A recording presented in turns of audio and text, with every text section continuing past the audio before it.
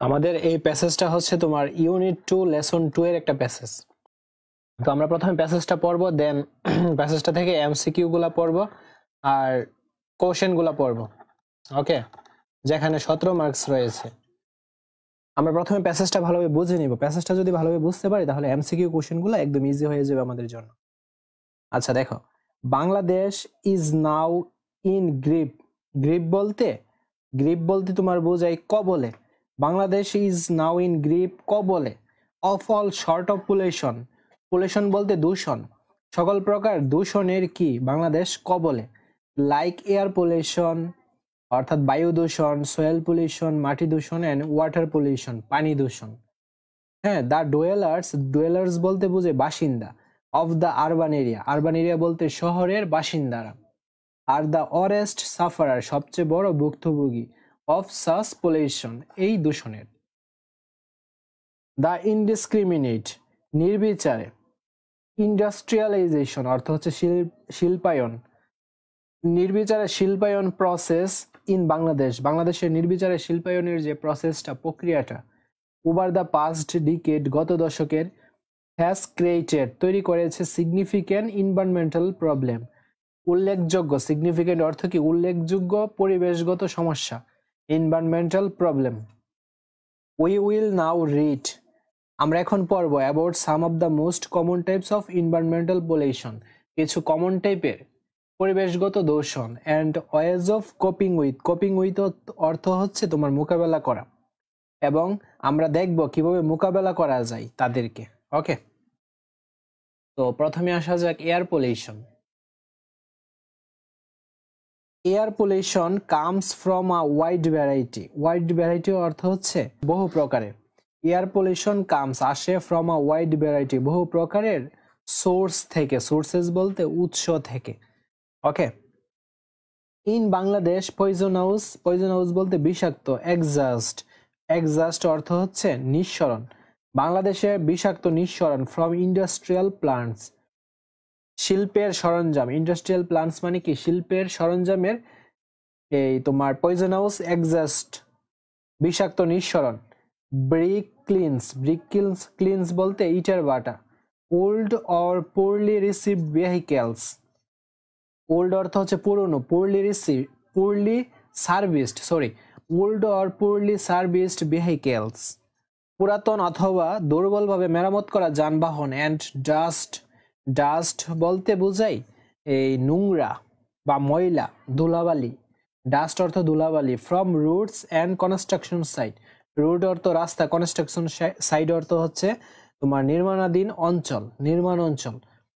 R some of the major source of air pollution বায়ু দূষণের প্রধান উৎস, অর্থাৎ বাংলাদেশের শিল্পের সরঞ্জাম থেকে বিষাক্ত নিঃসরণ, ইটের ভাটা, পুরাতন অথবা দুর্বলভাবে মেরামত করা যানবাহন, রাস্তা ও নির্মাণ অঞ্চল থেকে ধুলাবালি বায়ু দূষণের কিছু প্রধান উৎস।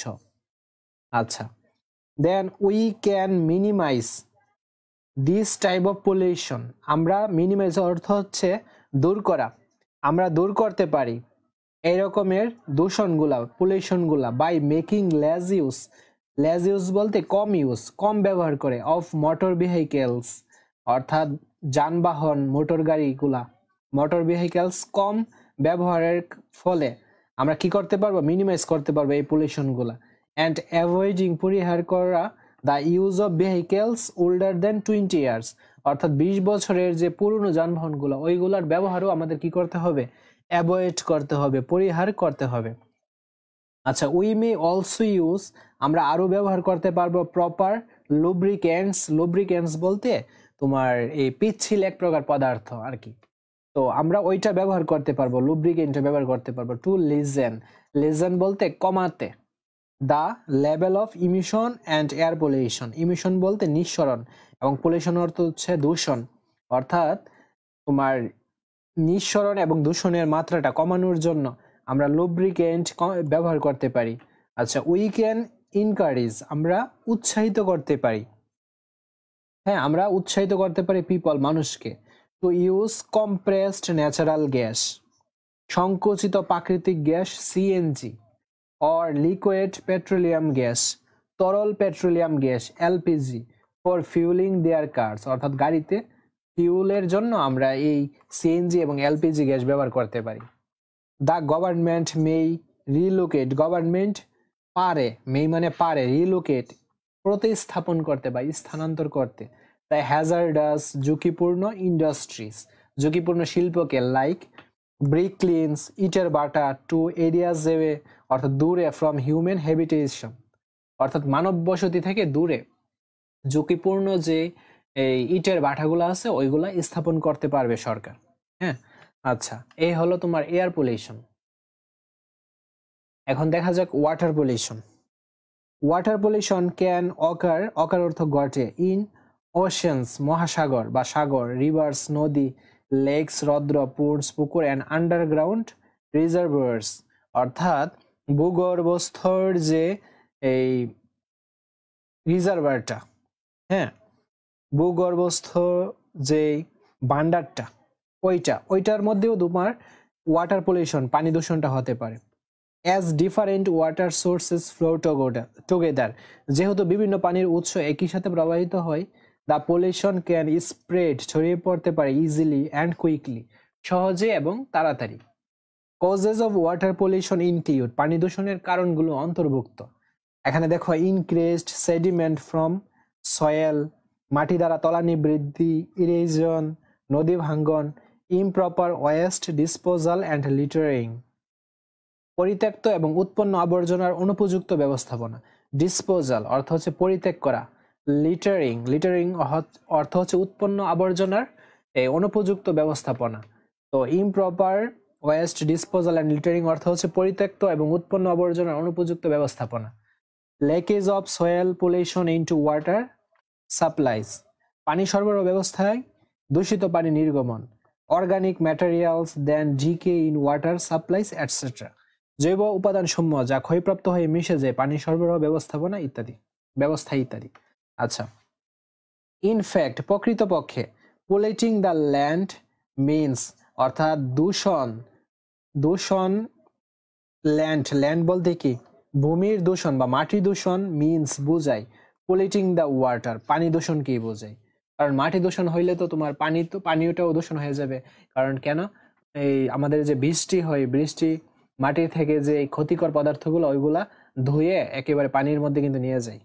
তো মাটি দূষণ হওয়া মানে কি, পানি দূষণ হওয়া।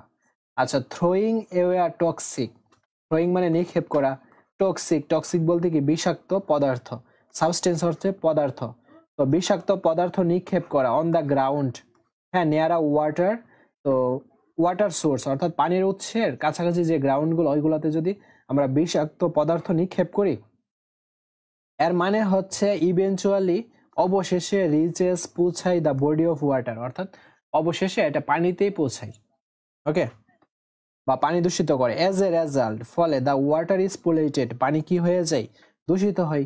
ইন্ডাস্ট্রিয়াল ওয়েস্ট, শিল্পের আবর্জনা, মাস্ট নট বি ডিসপোজড বলতে ফেলে দেওয়া, শিল্পের আবর্জনা ফেলা, মাস্ট নট বি ডিসপোজড ফেলা উচিত না, ইন রিভার্স নদীতে, অর লেকস মানে কি হ্রদে। We need to be more careful, আমাদের সচেতন হওয়া উচিত, অ্যাবাউট ডিসপোজিং অর্থাৎ ফেলার ক্ষেত্রে, হাউসহোল্ড ওয়েস্ট, অর্থাৎ আমাদের হাউসহোল্ড ওয়েস্ট বলতে গৃহস্থালী যে আবর্জনাগুলো ওইগুলা যখন আমরা ফেলবো তখন আমাদের সতর্ক হওয়া উচিত, কেয়ারফুল হওয়া উচিত। ইউজ অফ পেস্টিসাইডস, হ্যাঁ পেস্টিসাইডস বলতে কীটনাশকের ব্যবহার, মিনস বুঝাই দ্যাট যে হোয়েন ইট রেইনস, যখন বৃষ্টি হয়। কেমিক্যালস ইউজড, কেমিক্যাল যে ব্যবহার করি, in the lawn and garden wash, lawn বলতে বোঝায় উঁচু মাটি বা উঁচু স্থান, গার্ডেন তো বাগান, ওয়াশ ধৌত হয়ে যায় ইনটু দ্য ওয়াটার বডিজ, অর্থাৎ আমরা যে কেমিক্যালগুলা ইউজ করি সেগুলা যখন উঁচু মাঠে অথবা বাগানে প্রয়োগ করি তখন বৃষ্টির পানিতে ওইগুলা ধৌত হয়ে পানিতে চলে যায়। দেয়ারফোর কাজে we must be aware of the danger of using pesticides, তাই আমাদের সচেতন হওয়া উচিত।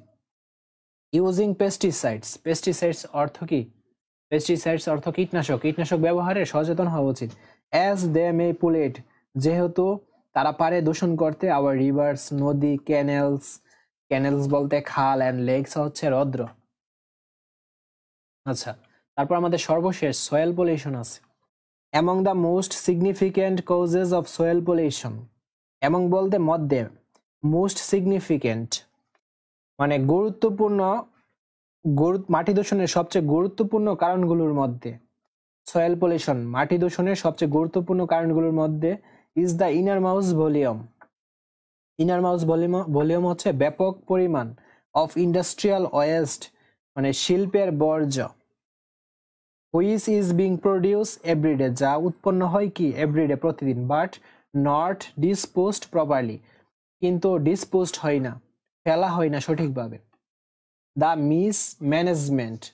দ্য মিসম্যানেজমেন্ট অব্যবস্থাপনা, কস্ট সিরিয়াস থ্রেট, কজ মানে ঘটাই, বিপজ্জনক হুমকি, টু দ্য সয়েল মাটি, অর্থাৎ মাটির জন্য কি একটা বিরাট একটা হুমকি, অব্যবস্থাপনাটা মিসম্যানেজমেন্টটা, এন্ড দ্য ড্রেনিং সিস্টেম, এবং ড্রেনিং ব্যবস্থাপনায় বা নিষ্কাশন ব্যবস্থায়। Another cause for soil pollution, আরেকটা কারণ হচ্ছে সয়েল পলিউশনের, মাটি দূষণের, is the use of agricultural pesticides, অর্থাৎ কৃষিজাত কীটনাশকের ব্যবহার, ফার্টিলাইজার বলতে সার, হ্যাঁ ফার্টিলাইজার বলতে সার বা কৃত্রিম সার, এটসেট্রা। সামটাইমস মাঝে মধ্যে ফিউল লিকেজ হয়ে যায়, ছিদ্র হয়ে যায়, ফ্রম অটোমোবাইলস অর্থাৎ যানবাহন থেকে, মে গেট ওয়াস্ট এগুলা ধৌত হয়ে যায়, বাই রেইন বৃষ্টির পানির দ্বারা, and seep into the nearby soil, এবং কাছাকাছি যে মাটি ওইখানে কি হয়ে যায়, চুইয়ে মিশে যায়। হ্যাঁ, পেস্টিসাইডস কীটনাশক অ্যান্ড ফার্টিলাইজার কৃত্রিম সার are useful for plant growth, উদ্ভিদের বৃদ্ধির জন্য তোমার পেস্টিসাইডস অ্যান্ড ফার্টিলাইজার কিন্তু প্রয়োজন, বাট দেয়ার ওভার ইউজ কিন্তু অতিরিক্ত ব্যবহার has lead to soil pollution, যেটা মাটি দূষণে পরিচালনা করে। ন্যাচারাল ফার্টিলাইজার্স অ্যান্ড কম্পোস্ট, প্রাকৃতিক সার অ্যান্ড কম্পোস্ট মিশ্রণ ক্যান বি ইউজড ব্যবহার হতে পারে instead of their chemical alternative, অর্থাৎ রাসায়নিক সারের পরিবর্তে আমরা ন্যাচারাল ফার্টিলাইজার বা কম্পোস্ট ব্যবহার করতে পারি।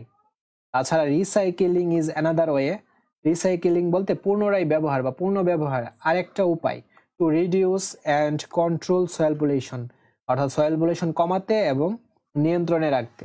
রিসাইকেলিং পেপার পুনঃ ব্যবহার, plastic and other materials reduces, অন্যান্য ম্যাটেরিয়ালস উপাদান রিডিউসেস কমায় the volume of refuse in ল্যান্ডফিলস, অর্থাৎ কাগজ প্লাস্টিক এবং অন্যান্য উপাদানের পুনঃ উৎপাদন মাটি ভরাটের ক্ষেত্রে আবর্জনার ব্যবহার হ্রাস করে।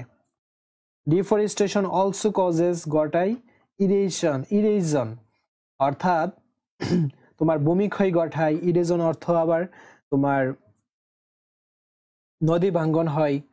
ডিফরেস্টেশন বন নিধনটা অলসো কজেস ঘটায় কি নদী ভাঙ্গন, পলিউশন দূষণ, and the loss of fertility loss of কি ফার্টিলিটি, অর্থাৎ উর্বরতা কি করে কমায়, ইন দ্য টপ সয়েল, অর্থাৎ মাটির যে উপরস্থ যে উর্বরতা ওইটা কি করে কমায় ফেলে। প্লান্টিং ট্রিজ বৃক্ষরোপণ অ্যান্ড রিফরেস্টেশন পুনরায় বনায়ন, প্লান্টিং ট্রিজ অ্যান্ড রিফরেস্টেশন বনায়ন হেল্প সাহায্য করে প্রতিরোধ করতে সয়েল ইরেশন অ্যান্ড পলিউশন, অর্থাৎ সয়েল ইরেশন হচ্ছে মাটির ক্ষয়সাধন অ্যান্ড পলিউশন মাটির দূষণে।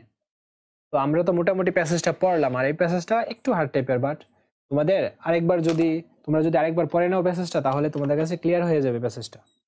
এখন এই প্যাসেজটার আলোকে আমাদের যে এমসিকিউ গুলা এগুলা সলভ করতে হবে, আর এমসিকিউ গুলা দেখো তোমাদের বোঝার সুবিধার্থে অর্থ সহ কিন্তু দেওয়া আছে, তোমরা এগুলা নিজেই পারবা। তারপর আমি 4-5টা প্র্যাকটিস করে দিই।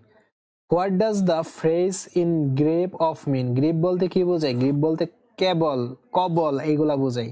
তো এই কবল গ্রিপ যে এটার সাথে কোনটা মিলবে, দেখো এটার সাথে কোনটা মিলবে। এখানে বলছে কি এক্সপিরিয়েন্স অভিজ্ঞতা অর্জন, ফ্রি ফ্রম মুক্ত, বেনিফিশিয়ারি অফ সুবিধাভোগী। তো রাইট অ্যান্সারটা হচ্ছে তোমার ভিকটিম অফ, আমাদের ভিকটিম অফটা মিলবে। ভিকটিম অফ কি শিকার, ভিকটিম অফ শিকার বা কবল দুইটাই। আচ্ছা, a decade is a period of, দশক হয় একটি সময়, কোন সময় 10 years 10 বছর, আমরা 10 বছরকে তোমার দশক বলি।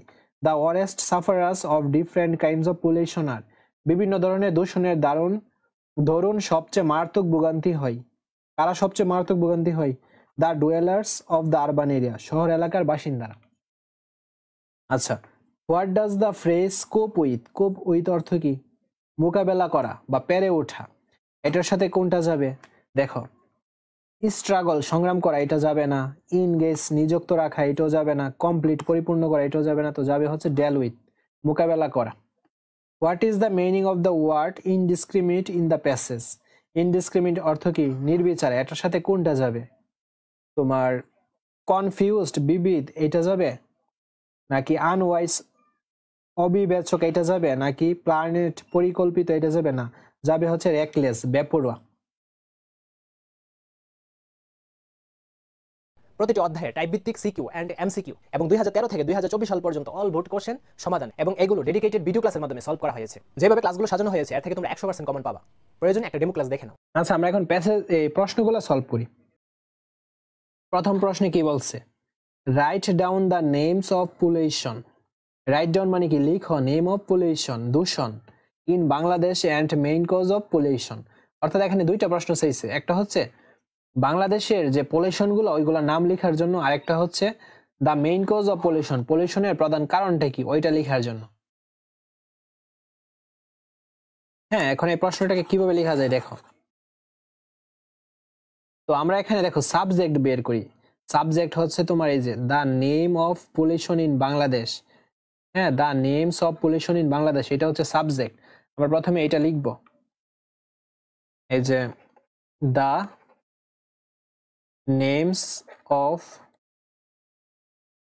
Population in Bangladesh. ভালো করে মনোযোগ দিও, বাংলাদেশ। এখন আমরা কি করব? নামগুলা লিখব, দূষণের নামগুলা। তো আমাদের তো দূষণের নামগুলা প্যাসেজে পড়ছি আমরা, এই যে নামগুলা পড়ছি না, নামগুলা কি দেখো, air pollution, soil pollution and water pollution. তো এখানে কিন্তু অনেকগুলা নাম হইলে আমরা ভার্ব হিসেবে, দেখো একটা জিনিস দেখো, এই এখানে তো তোমার the names of population in Bangladesh, এটা হচ্ছে সাবজেক্ট। সাবজেক্টের পর কার স্থান? Verb.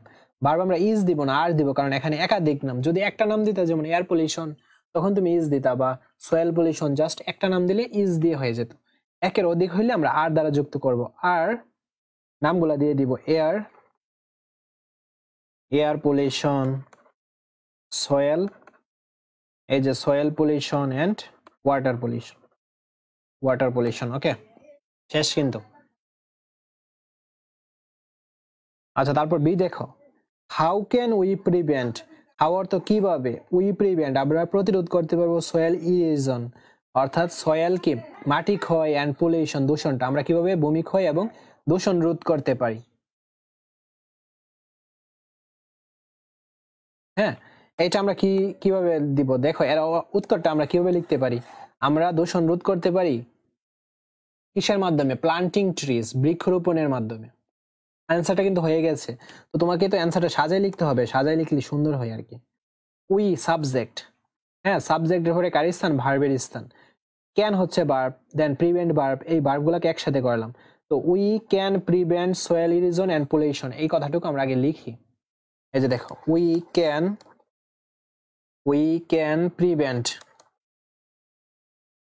Prevent soil erosion and pollution. আমরা কিভাবে রোধ করতে পারবো? বাই। হাউ থাকলে মনে রাখবো, বাই দিয়ে অ্যান্সারটা করতে হয়। বাই দ্বারা যে অ্যান্সারটা ওইটা দিয়ে দিব। বাই কি? বাই প্লান্টিং ট্রিজ, বৃক্ষরোপণ করার মাধ্যমে। By planting as a trees, এতটুকু লিখলে তোমরা 2 নাম্বার পেয়ে যাবা। By planting trees. তো সবকিছু প্র্যাকটিসের উপর ডিপেন্ড করতেছে। আচ্ছা, তারপর দেখো সি নাম্বারটা, who are the worst sufferers of pollution in our country. Who বলতে কি? কে। মনে রাখবো, কে দ্বারা প্রশ্ন করলে আমাদের অবশ্যই কোন একজন ব্যক্তির নাম, এরকম টাইপের নাম হয়। তো কে worst sufferers of pollution in our country, আমাদের দেশে। তো এই অ্যান্সারটা কিন্তু আমরা এই প্যাসেজে পাইছিলাম, the dwellers of urban areas, এই কথাটা আসছিল না, এই যে the dwellers of the urban areas are the worst sufferers of such pollution. হ্যাঁ, যেভাবে আছে ওভাবে লিখে দিল, তোমরা 2 থেকে 2 পেয়ে যাবা। বুঝছো? What can government do the prevent air pollution in urban areas.